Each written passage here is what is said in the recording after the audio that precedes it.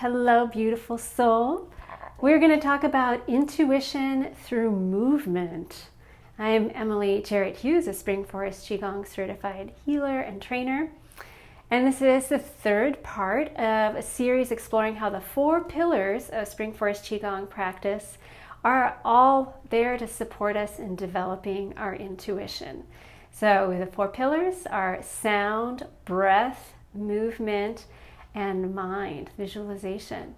So yes, movement is also part of what can the practice of cultivating our intuition is part of. It's part of a pillar for every part of our Spring Forest Qigong practice.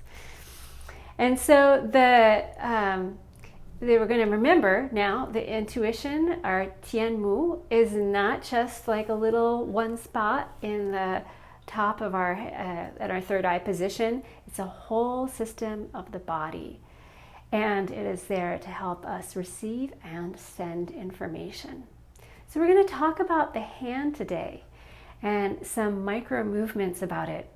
Now, sometimes you might start the practice like we're in the beginning of the universe, or we might use our hand to detect. And it might be that we kind of begin by thinking like we have like the sort of fixed mitt of the hand, like a receptor set and now down. And we talk a lot about finding that space between relaxed and energized. And we're going to really fine tune that to talk about fingers, okay? And all of the subtle ways that the fingers might move and how they are going to be communicating and helping us develop our intuition. So we're going to have first part, we're going to practice just even getting to know the subtle movement, awakening that a little bit more in our fingers. This is our hand that we use for so many types of detection. So we're going to just move one finger at a time. Imagine you are maybe reaching out to touch your master's hand with just your index finger.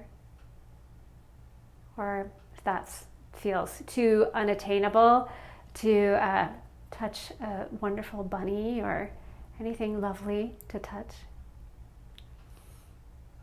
Just using your index finger in the smallest little movement, feeling and receiving, noticing what it's like to receive with this finger. Okay, now we're going to move to the middle finger, reaching out and touching with just the middle finger. And the slow little movement that kind of almost has a mind of its own. Now reaching out and detecting simply with your 4th finger, your ring finger. Feeling how it moves, detects, and with the pinky finger. Feeling the detection just in the pinky. And as we know, there's different channels associated with each of the fingers. Right, so this index finger has a lot to do with digestion. The middle finger has a lot to do with the heart. The 4th finger has a lot to do with the hormones, endocrine system, and the pinky has, again, small intestine and heart. So as we detect, different fingers may be moving more because they're detecting challenges in particular parts of the system. So like, oh, my middle finger really zings in response to the person I'm detecting. Oh, maybe that's helping me understand there's something happening in the heart there, right? So we're going to practice this detection. We're going to take a moment to visualize who you want to practice detecting with. What loved person or friend, and really see that person's face clearly before you now. All right, and then we have our hand, and you're going to move your hand down slowly through their energy field to detect, and notice especially with your fingers. You're using truly the fingers of your fingertips, noticing which fingers want to light up, that might move. And as you notice, some fingers wanting to move more than others, as you detect, what is that telling you about the energy blockages in that person's body.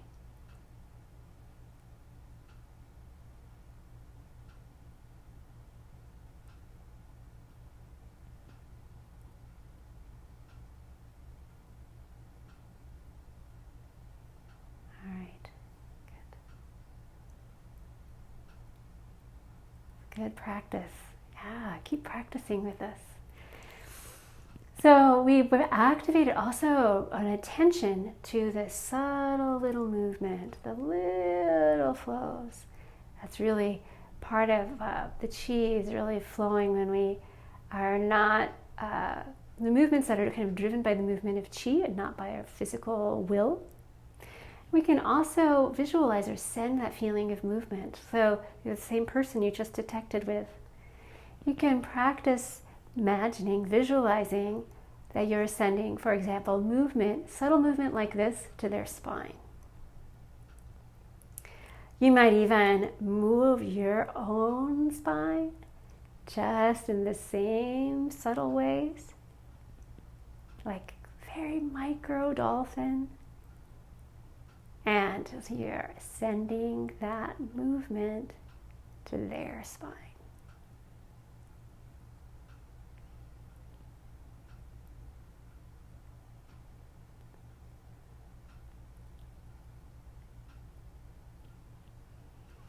Thinking maybe one more very subtle dolphin through their spine.